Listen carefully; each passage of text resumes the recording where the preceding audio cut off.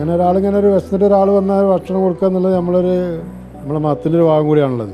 കുളിപ്പിച്ച് മുടിയൊക്കെ ബാബുസാബ് കൊണ്ടുപോയി വെട്ടിച്ച് ക്ലിയറായി. പിന്നെ ക്ലിയറായി ആൾ വന്നപ്പോൾ ശരിക്കും ഒരു ചെറിയ മാനസികത തെറ്റിയ രീതിയിലായിരുന്നു ആൾ. ഇത്രയും ദിവസമായി കിട്ടാത്ത ഭക്ഷണം കിട്ടുമ്പോൾ അതിൻ്റെ ആർത്തിയോടെ കഴിക്കുന്നത് നമ്മൾ നോക്കി നോക്കുമ്പോൾ നമുക്ക് തന്നെ ആ ദയനീയാവസ്ഥ മനസ്സിലാവും. അങ്ങനെ പിന്നെ നമ്മൾ എംബസി മുഖാന്തരം കയറ്റി വിടാൻ നോക്കുമ്പോൾ അന്ന് എംബസി എമർജൻസി പാസ്പോർട്ട് കൊടുത്തിരുന്നില്ല പുറത്തേക്ക്. പിന്നെ ജയിലിൽ മാത്രം കൊണ്ടുപോയി കൊടുത്തിരുന്നുള്ളൂ. പിന്നെ നോവൽ എഴുതുന്ന എൻ്റെ അടുത്ത് വന്നിരുന്നു നോവൽ എഴുതുന്ന ആൾ. ഞാൻ ഒഴിവാക്കി വിട്ടതാണ്. ഞാൻ അങ്ങനത്തെ ഒരു കഥ എനിക്ക് ഓർമ്മയില്ല എന്ന് പറഞ്ഞിട്ട് നമുക്കതിന് താല്പര്യമില്ലാത്തതുകൊണ്ട്. എന്നിട്ട് മുമ്പ് എൻ്റെ അഡ്രസ്സും പേരൊക്കെ ചോദിച്ചറിഞ്ഞ് ഹോട്ടലിൻ്റെ പേരൊക്കെ ചോദിച്ചറിഞ്ഞ് അങ്ങനെ പോയതാണ്. അങ്ങനെയാണ് അത് ബുക്കിൽ വന്നിരിക്കുന്നത്. നമുക്ക് എന്തെങ്കിലും റബ്ബ് തന്നിക്കണേ അത് നമ്മളെ കഴിവുകൊണ്ടൊന്നും ഉണ്ടായതല്ല. നമ്മൾ റബ്ബിൻ്റെ സഹായം കൊണ്ട് റബ്ബ് തന്നതാണ്. അത് റബ്ബിന് ഏത് സമയത്തും നമ്മൾ തിരിച്ചെടുക്കാനും പറ്റും. നമ്മൾ എൻ്റെ മനസ്സിലുള്ള നെയ്യത്ത് പോകും. ഇങ്ങനെ നമ്മളിങ്ങനെ അതിനാ ചെയ്ത കഥകളൊക്കെ പറഞ്ഞു കഴിഞ്ഞാൽ നമ്മളെ മനസ്സിലുള്ള നെയ്യത്തുണ്ട്, അത് പോകും. അതിനോട് നമുക്കൊരു ഇതില്ല.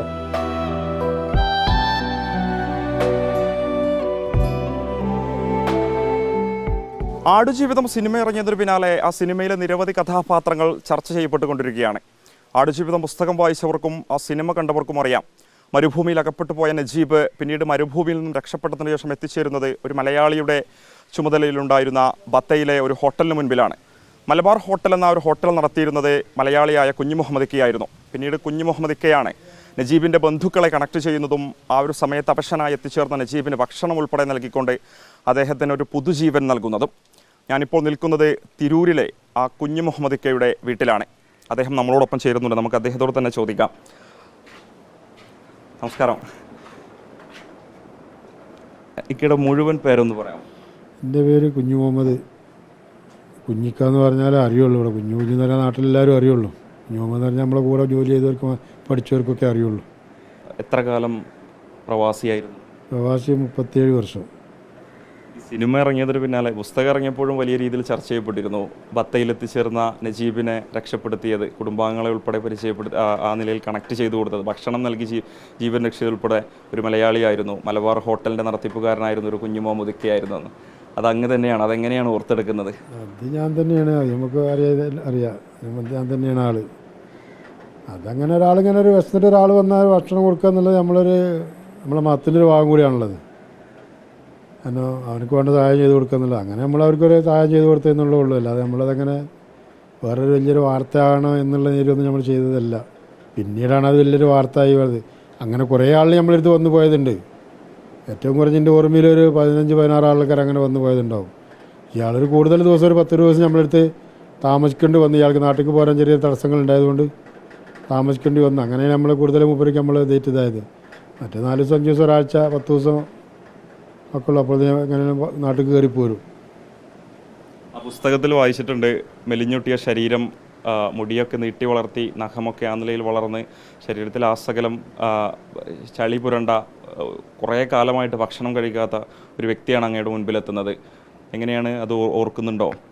അതൊക്കെ സത്യമാണ്. കാരണം അയാൾ നാട്ടിൽ നിന്ന് വന്നതിന് ശേഷം 2, 3, 4 പ്രാവശ്യമാണ് ആകെ കുളിച്ചിട്ടുള്ളത്. ഡ്രസ്സ് മാറിയില്ല. നാട്ടിൽ നിന്ന് കൂടുതൽ ഡ്രസ്സാണ് ആയിരുന്നുള്ളത്. അങ്ങനെ കയറി പറഞ്ഞാൽ അതിനിടും. പിന്നെ നഖമൊക്കെ ഏകദേശം ഒരു പുലിന് നഖമാതിരി തരായിട്ടുണ്ടായിരുന്നു. മുടിയൊക്കെ ചേട്ട തൂങ്ങിയിട്ട് വേക്കൽ പിന്നെ ഇങ്ങനെ ഒതുക്കി വെക്കുന്നത് കൊണ്ട് ഇങ്ങനെ വേക്കലേക്ക് തൂങ്ങി കിടക്കായിരുന്നു മാത്രം. മരുഭൂമിയിലെ പൊടിയും ചെളിയൊക്കെ അറിയിട്ട് ഇങ്ങനെ ചെട പിടിച്ചും കൊണ്ടായിരുന്നു. അത് വന്ന് നമ്മൾ ഭക്ഷണം കൊടുത്ത് കുളിപ്പിച്ച് മുടിയൊക്കെ ബാബുസാബ് കൊണ്ടുപോയി വെട്ടിച്ച് ക്ലിയറായി. പിന്നെ ക്ലിയറായി ആൾ വന്നപ്പോൾ ശരിക്കൊരു മാനസികത തെറ്റിയ രീതിയിലായിരുന്നു ആൾ. അങ്ങനെ ബത്തയിലിങ്ങനെ ടൗണിൽ കൂടി അങ്ങോട്ട് കൊണ്ട് നടക്കും. പിന്നീട് ഒരാളിൻ്റെ നമ്മളൊരു കൂട്ടുകാരൻ വരെ അങ്ങനെ ഒരാളവിടെ നടക്കുന്നുണ്ട്. ഞാൻ അയാളെ കൂട്ടിക്കൊണ്ടുവരിക എന്ന് പറയുന്നത് അങ്ങനെ കൂട്ടിക്കൊടുന്നതാണ് നമ്മൾ. അപ്പോൾ നമ്മളടുത്ത് അങ്ങനെ റൂമുണ്ട്. നമ്മൾ ഈ നാട്ടിൽ നിന്നൊക്കെ പുതിയ വിസക്ക് വരെ അല്ലെങ്കിൽ ജോലി അന്വേഷിച്ച് വരുന്നവരൊക്കെ താമസിക്കാൻ കൊടുക്കുന്ന റൂം നമ്മളെടുത്തുണ്ട്. കാരണം ഹോട്ടലായതുകൊണ്ട് ഹോട്ടലിലെ റൂമിൽ കിടത്താൻ പറ്റില്ല. കാരണം ജോലിക്കാർക്ക് കണക്കാക്കിയ സമയം ഉണ്ടാവുള്ളൂ ഉറങ്ങാൻ. അപ്പോൾ അവിടെ പുറത്തൊരാളുണ്ടാകുമ്പോൾ അവർക്ക് ഉറക്കിന് ചെല്ലിയാൽ പുറത്ത് റൂമുണ്ടായിരുന്നു നമ്മളെടുത്ത്. അവിടെ പോയി കിടക്കും, ഭക്ഷണം നമ്മളെടുത്ത് വന്ന് കഴിക്കും. അങ്ങനെയാണ് ഉണ്ടായത്. അങ്ങനെയാണത്. ഏറെ അവശനായിരുന്നു നജീബ്. അങ്ങ് ഭക്ഷണം കൊടുക്കുന്നു. ഭക്ഷണം കൊടുക്കാന്ന് പറഞ്ഞാൽ ഭക്ഷണം കിട്ടാത്ത എത്രയോ ദിവസമായി കിട്ടാത്ത ഭക്ഷണം കിട്ടുമ്പോൾ അതിൻ്റെ ആർത്തിയോടെ കഴിക്കുന്നത് നമ്മൾ നോക്കി നോക്കുമ്പോൾ നമുക്ക് തന്നെ ആ ദയനീയാവസ്ഥ മനസ്സിലാവും. ശരിക്കും നമ്മളെ മനസ്സിൻ്റെ ഉള്ളിൽ പൊട്ടും അപ്പോൾ. കാരണം എന്താ പറഞ്ഞാൽ ഒരു വിശപ്പിൻ്റെ ആർത്തി കൊണ്ടാണ് ആൾ അങ്ങനെ ഭക്ഷണം കഴിക്കുന്നത് എന്നുള്ളത് കാണുമ്പോൾ നമ്മളൊക്കെ ഇത് 2 നേരം 3 നേരം അല്ലെങ്കിൽ 4 നേരം ഭക്ഷണം കഴിച്ചുകൊണ്ട് നമ്മൾ 2 ദിവസം ഭക്ഷണം കഴിക്കാൻ നമ്മളെ അവസ്ഥ എന്തായിരിക്കും? അത് ചിന്തിക്കുമ്പോൾ ആൾ ഭക്ഷണം കഴിക്കുന്നത് കാണുമ്പോൾ നമുക്ക് ഓരോ മനസ്സിൽ ഭയങ്കര സങ്കടം വരും. ഇത് ഗൾഫ് എന്ന് പറഞ്ഞാൽ ഒരു വലിയൊരു സമ്പത്ത് സമ്പാദിക്കാൻ പോകുക എന്നുള്ളതാണ് പൊതുവെ ജനങ്ങളൊരു ധാരണ. അവിടെ ഇങ്ങനത്തെ ഒക്കെ ജീവിതങ്ങൾ ഇതിലുണ്ട് എന്നുള്ളത് അപ്പോഴാണ് ശരിക്കും നമ്മൾ മനസ്സിലാവുക. ഇത്രയും വർഷം ജോലി ചെയ്തിട്ട് ഒരു ഉറുപ്പ്യ പോലും അയാൾക്ക് ശമ്പളം കിട്ടിയില്ല, റിയാൽ പോലും കൊടുത്തിട്ടില്ല. ശമ്പളം ചോദിക്കുമ്പോഴൊക്കെ ആൾക്ക് അടിയാണ് ഉണ്ടായിരിക്കുന്നത്. അടിയാണ് വർഷം ജോലി ചെയ്യിക്കുക, 24 മണിക്കൂർ നേരം ജോലി ചെയ്യിക്കുക, അറബി കാവൽ നിൽക്കുകയാണ് അയാൾക്ക് പോകാൻ പറ്റാതെ. പിന്നെ ഒരു ദിവസം എന്തായാലും അറബിൻ്റെ എന്തോ ഒരു ബന്ധത്തിൽ ഇവിടെ ഒരു കല്യാണം എന്തോ ഉണ്ടായപ്പോൾ അതിനവർ പോയ സമയത്താണ്, ആ സമയത്താണ് ഇയാൾക്ക് 1 ലക്ഷം ഇല്ലാതെ മരുഭൂമി കൂടി ഓടിയതാണ്. അങ്ങനെയാണ് 1.5 ദിവസം ഓടിയിട്ടാണ് ആൾ ടൗണിൽ എത്തിപ്പെടുന്നത്. വണ്ടിക്കാരൊന്നും കൈ കാണിക്കില്ല ഇങ്ങനത്തെ വണ്ടിക്ക് ആളെ കണ്ടാൽ. കാരണം കൊണ്ടുപോകുന്ന വഴിയിൽ വല്ല പോലീസും കണ്ടാൽ തടഞ്ഞാൽ അവർ ബുദ്ധിമുട്ടാവും. അത് തന്നെ ഈ ഓടുമ്പോൾ പേടിക്കണം. ഈ ഓടുമ്പോൾ വേറെ ഇതേമാതിരത്തെ വല്ല കാട്ടറബികളും കണ്ടാൽ അവർ പിടിച്ചു കൊണ്ടുപോകും. അവർ പിടിച്ചുകൊണ്ട് പിന്നെ അവരെടുത്ത് കൊണ്ടുപോയി ജോലി ചെയ്യിക്കും. അങ്ങനത്തെ ഒക്കെ ബേജാറാണ്. അങ്ങനത്തെ പേടിച്ചിട്ടാണ് ഈ ഓടുന്നത്. പിന്നെ ജീവൻ രക്ഷിക്കുക എന്നുള്ളവർക്ക് ഓടുമ്പോൾ പിന്നെ നമുക്ക് വഴിയൊന്നും ദൂരം പ്രശ്നമാവില്ല. അങ്ങനെ ഓടിയതാണ്. ഈ നജീബ് ഭക്ഷണം കഴിച്ചതിന് ശേഷം നജീബിൻ്റെ ബന്ധുക്കളെയോ അല്ലെങ്കിൽ അങ്ങനെയുള്ള ആളുകളെയൊന്നും കണക്ട് ചെയ്യാൻ കഴിഞ്ഞിരുന്നില്ല. പിന്നീട് ഇക്കയാണ് സഹായിച്ചതെന്നൊക്കെ ഫോൺ ചെയ്താൽ നമ്മൾ സൗകര്യം ചെയ്ത് നമ്പറൊക്കെ തേടി പിടിച്ച് അങ്ങനെ കൊടുത്ത് വിളിച്ചതാണ്. നമ്പർ മൂപ്പരെ കയ്യിലുണ്ടായിരുന്നു. അത് ലാൻഡ് ഫോണാണ് വീട്ടിലത്തെ തൊട്ട വീട്ടിൽ തന്നെ ചെയ്യുന്നുണ്ട്. അങ്ങനെയാണ് വിളിച്ച് ബന്ധപ്പെട്ടത്. ഈ സിനിമ ഇറങ്ങിയതിനു ശേഷം ബത്തയിലെ മലബാർ ഹോട്ടൽ ഏറെ ചർച്ച ചെയ്യപ്പെടുന്നുണ്ട്. എത്ര വർഷം മലബാർ ഹോട്ടലെ ആ നിലയിൽ അങ്ങ് കൊണ്ടുപോയിരുന്നു? ഞാൻ 21 വർഷം ഞാൻ പിന്നെ വിറ്റ് പോകുന്നതാണ്. നാട്ടിൽ ചെറിയ പ്രശ്നങ്ങളൊക്കെ ഉണ്ട്. ഭാര്യയ്ക്ക് സുഖമില്ലാതെ കൂടെ ആയപ്പോൾ ഞാൻ പിന്നെ അവനെ ഒഴിവാക്കി പോകുന്നതിന് മോണ്ടായിരുന്നു എടുത്ത് മോനെ ഞാനും കൂടി ഒഴിവാക്കി പോകുന്നു. നാട്ടിൽ തന്നെ ആയിരുന്നു. അവനെ കടവ് എടുത്ത് പോകുന്നതാണ്. ഭാര്യയ്ക്ക് സുഖമില്ലാതായപ്പോൾ പിന്നെ നാട്ടിൽ അവിടെ നിൽക്കാൻ പറ്റാത്തൊരു കണ്ടീഷനായപ്പോൾ. ഈ സ്നേഹമുള്ള ഭക്ഷണത്തോടൊപ്പം ഇതുപോലെ ദുരിതം അനുഭവിച്ചിരുന്ന മനുഷ്യർക്കും ഒരു അത്താണിയായിരുന്നു മലബാർ ഹോട്ടൽ അല്ലേ? അതങ്ങനെ നമ്മളങ്ങനെ അങ്ങനെ എല്ലാവരും പറയുന്നുണ്ട്. നമ്മളങ്ങനെ അങ്ങനത്തെ ഒരു പ്രതീക്ഷയിൽ നമ്മളൊന്നും ചെയ്തിട്ടില്ല. നമ്മളെന്തെങ്കിലും റബ്ബിൻ്റെ കാരുണ്യം പ്രതീക്ഷ എന്തെങ്കിലും ചെയ്യാന്നുള്ളത് അങ്ങനത്തെ ഒരു ഉദ്ദേശമുള്ളൂ നമ്മുടെ മനസ്സിൽ. മനുഷ്യനാണ്, സഹജീവിയാണ്, കഷ്ടപ്പെടുന്നവരെ സഹായിക്കുക എന്നുള്ളൊരു ഉദ്ദേശം. അത് ഇതുപോലത്തെ ഒരുപാട് ആളുകൾ ഇതിനു മുൻപും അങ്ങയുടെ ഹോട്ടലിൽ എത്തിയിട്ടുണ്ട്. അവരൊക്കെ അങ്ങ് സഹായിച്ചിട്ടുമുണ്ട് അല്ലേ? അങ്ങനെ എത്ര ആളുകളെ സഹായിച്ചിട്ടുണ്ടാവും ഓരോരുത്തർക്കും? 10-15 ആൾ വന്നിട്ടുണ്ടാവും. ചിലതിങ്ങനെ ഭക്ഷണത്തിന് വരും, ചിലത് നാട്ടിൽ പോകാൻ ടിക്കറ്റ് പോയി പൈസ ഇല്ലാച്ചിട്ട് ബുദ്ധിമുട്ടിട്ട് വരും.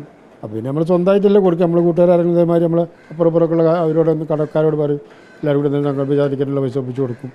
നാട്ടിൽ എത്താനുള്ള പൈസയും കൊടുത്ത് വിടലാണ്. അങ്ങനെയാണ് അധികം ചെയ്യൽ. ചിലത് 2 ദിവസം താമസിക്കും നമ്മളെടുത്ത്. അങ്ങനെ പല രീതിയിലുള്ള ആളാണ് വരൽ.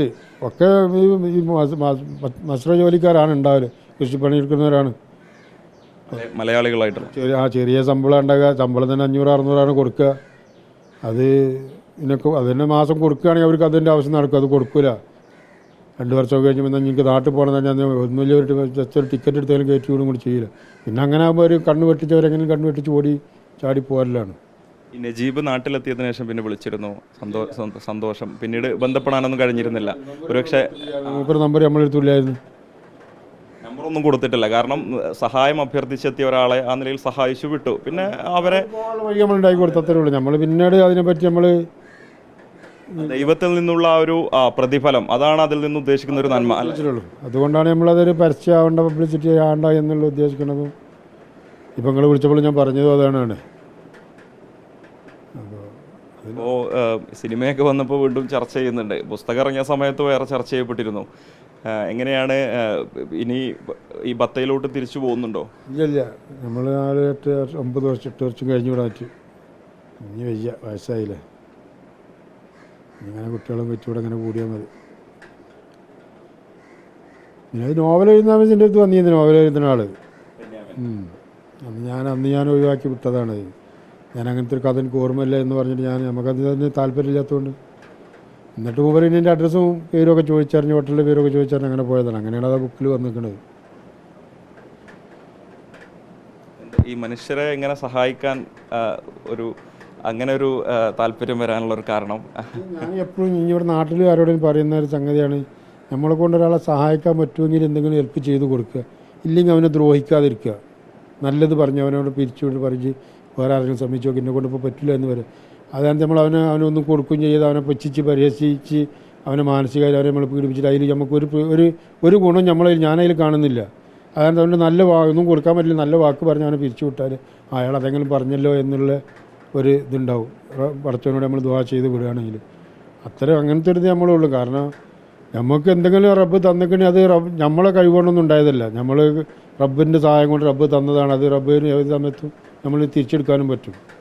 അപ്പോൾ അതിന് നമുക്ക് പറ്റുന്ന രീതിയിൽ നമ്മൾ ആരെങ്കിലും സഹായിക്കുക, ആർക്കെങ്കിലും എന്തെങ്കിലും ചെയ്യാൻ പറ്റുന്നത് ചെയ്യുക എന്നുള്ളൂ. അത് വെച്ചിട്ട് നമ്മളെ സമ്പത്തിന് നമ്മളിതിന് ജീവിതത്തിന് ഒരു കുറവും നമുക്ക് ഇതുവരെ പറ്റിയിട്ടില്ല. അത് പറ്റില്ല എന്നുള്ള പൂർണ്ണ വിശ്വാസം നമുക്ക് ഉണ്ടായിരുന്നു. റബ്ബ് ഒരിക്കലും നമ്മളങ്ങനെ ആ വഴിക്ക് കുഴക്കില്ല എന്നുള്ളത്. ചെറിയ എന്തെങ്കിലുമൊക്കെ വിഷമങ്ങൾ നമുക്കുണ്ടാവും, അത് മനസ്സ് സഹജമാണല്ലോ. എന്തെങ്കിലും വിഷമങ്ങൾ, രോഗം വരും, മറ്റേ വേറെ എന്തെങ്കിലും ബുദ്ധിമുട്ട്, അത് അതേമാതിരി അങ്ങനെയാണ് തട്ടി നീങ്ങി അങ്ങനെയാണ് പോവുകയും ചെയ്യും. അല്ലാതെ ജീവിതത്തിൽ പ്രയാസങ്ങളൊക്കെ ഉണ്ടെങ്കിലും ഇതുപോലെ അങ്ങ് പല ഘട്ടങ്ങളിലായി സഹായിച്ച ഒരുപാട് നജീബുമാരുടെ ഒരു പ്രാർത്ഥന അതെന്നും തുണയായിട്ടുണ്ടാകുമെന്നൊരു ഉണ്ട് നമ്മൾ പ്രതീക്ഷിച്ചിട്ട്. കാരണം എന്തായാലും ഒരു ഉത്തരം ബുദ്ധിമുട്ടി വിഷമിട്ടി കുടുംബത്തിന് അവനെ കാണാൻ പറ്റാതെ കഷ്ടപ്പെട്ട് നിൽക്കുന്നവർ അവനവൻ്റെ കുടുംബത്തിൽ ഒന്നുമില്ലാതെ അവനെ സ്വന്തം തടിയായിട്ട് അവൻ തിരിച്ചെത്തുമ്പോഴും ആ കുടുംബത്തിനൊരു സന്തോഷം ഉണ്ടാവും, ആ ഇയാളെ ഞങ്ങൾക്ക് തിരിച്ച് കിട്ടിയല്ലോ എന്നുള്ളത്. അപ്പോൾ അവരെന്തായാലും റബ്ബിനെ ചോദിക്കാൻ ദുആ ചെയ്യും, അത് ഉറപ്പാണ്. ഈ നജീബ് നമ്മളെ മലബാർ ഹോട്ടലിലേക്ക് വന്ന സമയത്ത് എന്താണ് ഉണ്ടായതെന്നതിനെ കുറിച്ചൊക്കെ നജീബിന് പറയാൻ സാധിച്ചിരുന്നോ? സംസാരം അങ്ങനെ കാര്യങ്ങളൊക്കെ പറഞ്ഞു? അപ്പം നമ്മളൊന്നും ചോദിച്ചില്ല. നമ്മൾ ആദ്യം അവനക്ക് ഭക്ഷണം കൊടുത്ത് റൂം പറഞ്ഞ് കുളിപ്പിച്ച് ഡ്രസ്സൊക്കെ മാറി മുടിയൊക്കെ വെട്ടി ആളൊന്ന് ഇതായതിൻ്റെ ശേഷം ഫ്രീ ആയതിൻ്റെ ശേഷമാണ് നമ്മൾ ശരിക്കും പിറ്റിയെന്നാണ് നമ്മൾ അവനോട് കാര്യങ്ങളൊക്കെ സംസാരിച്ചിരിക്കുന്നത്. അന്ന് പിന്നെ ഒക്കെ റൂമിൽ പറഞ്ഞാൽ ഉറങ്ങാൻ നേരെ ഭക്ഷണം കൊടുത്ത് നേരത്തെ റൂമിൽ കൊണ്ട് ഉറങ്ങിയൊക്കെ ആൾ ഫ്രീ ആയപ്പോൾ പിന്നെ ആൾ മനസ്സൊക്കെ ക്ലിയർ ആയി. അങ്ങനെ പിറ്റിയെന്നാണ് നമ്മൾ കാര്യങ്ങളൊക്കെ എന്നോട് ചോദിച്ചറിഞ്ഞത്. അപ്പോഴാണ് പറഞ്ഞ് 2.5 വർഷമായിട്ടായി അന്ന് വന്നിട്ട് ഒരു ഉറുപ്പിക ഇതുവരെ ശമ്പളം കിട്ടിയിട്ടില്ല. ആദ്യം എന്തിനും തല്ലായിരുന്നു, കാരണം ഒന്നാമതൊരു ഭാഷ മനസ്സിലാവില്ലല്ലോ. അപ്പോഴും തല്ലിട്ടും അറബികളൊക്കെ പെട്ടെന്ന് അവർ പറയുന്നത് അപ്പോൾ നമ്മളൊക്കെ തന്നെ പറയുന്നത് മനസ്സിലായാലും പെട്ടെന്ന് അവർ ശോഭിക്കും. കാരണം എൻ്റെ ഭാഷ അല്ല അവന് ഞാൻ പറയണത്, അവൻ്റെ ഭാഷ അല്ല ഞാൻ പറയണമെന്നുള്ള ചിന്ത ഒന്നും അവർക്കില്ല. നമ്മളിപ്പോൾ നമ്മളൊരു മലയാളി അല്ലാത്തവരോട് നമ്മൾ പറയുമ്പോൾ അവന് മനസ്സിലായെങ്കിൽ ഇപ്പോൾ മനസ്സിലാവുന്ന രീതിയിൽ നമ്മൾ പറഞ്ഞു കൊടുക്കും. ആ ഒന്നുമില്ല, അത് അറബികൾ ഒരു 80% അറബിയുടെ അവസ്ഥയാണ്. അവരോട് പറഞ്ഞ് നമ്മളപ്പോൾ മനസ്സിലായാലും മറുപടി പറയുക, അല്ലെങ്കിൽ ആ സാധനം കൊടുത്തില്ല എന്നുണ്ടെങ്കിൽ അവർ ചൂടാവും. അങ്ങനെ ആദ്യമൊക്കെ തല്ലായിരുന്നു. പിന്നെ അതൊക്കെ കുറേ ഒറ്റയ്ക്ക് അവരെ കൊടുത്ത് തന്നെയല്ലേ പെട്ടെന്ന് പഠിഞ്ഞു പോകുമല്ലോ. 2 കാര്യമാണല്ലോ, ഒന്ന് അടി കിട്ടുന്ന പേടി അതുകൊണ്ടാവും. അങ്ങനെ ആകുമ്പോൾ അത് പഠിഞ്ഞു പോകും. പിന്നെ ശമ്പളം ചോദിക്കുമ്പോഴാണ് പിന്നത്തെ തല്ലേ, നാട്ടിൽ പോകണം ഞങ്ങളും ശമ്പളം ചോദിക്കുമ്പോൾ. അങ്ങനെ ജീവിച്ച് ഒരു കഥയാണത്. നജീബിനെ ആശ്വസിപ്പിച്ചു, ഭക്ഷണം കൊടുത്തു, ആശ്വസിപ്പിച്ചു. അദ്ദേഹം ആ നിലയിലൊന്ന് പകപ്പെട്ടതിന് ശേഷം പിന്നെ കാര്യങ്ങളൊക്കെ ചോദിച്ചറിഞ്ഞു, പിന്നെ സഹായിച്ചു അല്ലേ? ബന്ധുക്കളൊക്കെ എങ്ങനെയാണ് കണക്ട് ചെയ്യാൻ കഴിഞ്ഞത്? ബന്ധുക്കൾ നാട്ടിൽ വിളിച്ചവർ കുടുംബത്തിൽ വിളിച്ചുള്ളൂ, വേറെ അവിടെ ബന്ധുക്കളൊന്നും പറയാൻ വന്ന് നമുക്കന്ന് കിട്ടിയിട്ടില്ല. ഇവർക്കും അറിയില്ല അവിടെയൊക്കെ ഇവിടെ ഉണ്ടോ എന്നുള്ളതും. നാട്ടിൽ വിളിച്ച് പറഞ്ഞ് അങ്ങനെ പിന്നെ നമ്മൾ എംബസി മുഖാന്തരം കയറ്റി വിടാൻ നോക്കുമ്പോൾ അന്ന് എംബസി എമർജൻസി പാസ്പോർട്ട് കൊടുത്തിരുന്നില്ല പുറത്തേക്ക്, പിന്നെ ജയിലിൽ മാത്രം കൊണ്ടേ കൊടുത്തിരുന്നുള്ളവർ.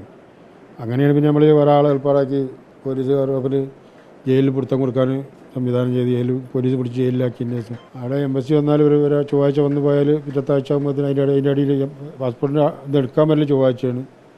അത് കഴിഞ്ഞാൽ അതിൻ്റെ ഒരു ആഴ്ചൻ്റെ ഉള്ളിൽ പിന്നെ അതിൻ്റെ ഇട ദിവസം ഈ പാസ്പോർട്ട് ആയിട്ട് വരും. അപ്പോൾ പാസ്പോർട്ട് കൊടുത്താൽ പിന്നെ ടിക്കറ്റ് ഒന്നുകല്ലേ സൗദി ഗവൺമെൻറ് ടിക്കറ്റ് കൊടുക്കുന്നുണ്ട് ചിലപ്പോൾ, അല്ലെങ്കിൽ ആരെങ്കിലും സംഘടിപ്പിച്ച് നമ്മൾ വിവരറിയിച്ച് ആരെങ്കിലും ഒക്കെ സംഘടിപ്പിച്ച് കൊണ്ടേ കൊടുക്കും. അത് സംബന്ധിച്ചുള്ള പല ആളോട് നമ്മൾ ഇങ്ങനെ ഒരാൾ ജയിലിലുണ്ടെന്ന് പറഞ്ഞാൽ അവർ ആരെങ്കിലും എന്തെങ്കിലും തരും. ഒരു 1000-800 റുപ്യാണ് റിയാലോ വേണ്ടി വരിക. അത് 4 ആളെ കണ്ടാൽ തീരാനുള്ള പ്രശ്നമുള്ളൂ. അപ്പോൾ നമ്മൾ ടിക്കറ്റ് എടുത്ത് ആരെടുത്തേലും ജയിലിൽ കൊടുത്തേക്കും, ആളെടുത്ത് കൊണ്ടേ കൊടുക്കും, അങ്ങനെ കയറിപ്പോരും. അങ്ങനെ ഉള്ള നമ്മളെ കൊണ്ട് ചെയ്യാൻ പറ്റുന്നൊരു ഹെൽപ്പ് ചെയ്യാന്നുള്ളതേ ഉള്ളൂ. എന്നുവെച്ചാൽ നമ്മൾ കുറേ വലിയ സംഗതി നമ്മൾ ചെയ്തിട്ടുമില്ല. കാരണം വലിയ സംഗതി ചെയ്യാനുള്ള സാമ്പത്തികമൊന്നും നമ്മളടുത്ത് ഉണ്ടായിരുന്നില്ല. നമ്മളെ കൊണ്ട് പറ്റുന്ന ചെറിയ രീതിയിലുള്ള രീതികളൊക്കെ ചെയ്തു. അത്ര വലിയ സംഭവമായി കാണുന്നില്ല. അതൊക്കെ നമ്മുടെ ഒരു കർമ്മം, ഒരു മനുഷ്യൻ എന്ന നിലയിൽ നമ്മൾ ചെയ്യേണ്ട ഒരു ഉത്തരവാദിത്തം അല്ലേ? ഇപ്പോൾ ഈ സിനിമയൊക്കെ ഇറങ്ങിയതിനു ശേഷം വലിയ രീതിയിൽ ചർച്ച ചെയ്യപ്പെടുമ്പോഴും ഇത് ഞാനായിരുന്നു എന്ന് പറഞ്ഞ് പുറത്തു വരാനൊന്നും അങ്ങേക്ക് താല്പര്യമില്ല അല്ലേ? അതിന് കുറേ ആളിൻ്റെ കൂട്ടുകാർ പലരും ഗൾഫിൽ നമ്മളപ്പോൾ അന്ന് അവിടെ ഉണ്ടായിരുന്ന കുറേ ആളിലൊക്കെ വിളിക്കുന്നുണ്ട്. ഞാൻ പറഞ്ഞത് യൂട്യൂബ് ചാനൽ ഫേസ്ബുക്കിലൊക്കെ വരുന്നതാണ്. അത് നമുക്കത് നിന്നെ ബന്ധമില്ല എന്ന് പറഞ്ഞു കഴിഞ്ഞാൽ വിചാരമാണ്. ഈ നോവൽ എഴുതിയ ആള് അങ്ങയുടെ അടുത്ത് വന്ന സമയത്ത് അങ്ങ് ആ വ്യക്തിയല്ല എന്ന് പറഞ്ഞാൽ അദ്ദേഹത്തെ ഒഴിവാക്കി വിടായിരുന്നു അല്ലേ? ഞാനാണെന്ന് പറഞ്ഞേക്കുന്നു. പക്ഷേ എനിക്ക് അതിലൊരു താല്പര്യമില്ല, കഥകളെ പറഞ്ഞു തരാൻ എനിക്ക് ഓർമ്മയില്ല എന്നുള്ള രീതിയിലാണ് ഞാൻ പറഞ്ഞത്.